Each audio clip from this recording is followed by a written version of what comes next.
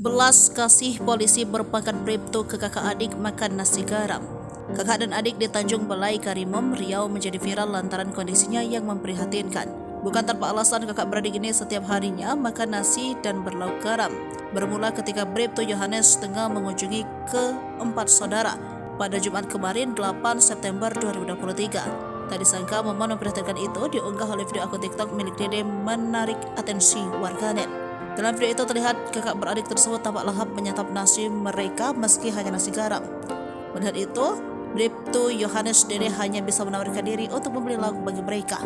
Ia tampak membelikan lauk berupa ayam goreng KFC untuk keempat kakak beradik tersebut. Keempat kakak beradik itu tersenyum lebar. Mereka terlihat sangat menikmati ayam goreng itu. Melihat ekspresi mereka, banyak warganet mengaku merasa terharu.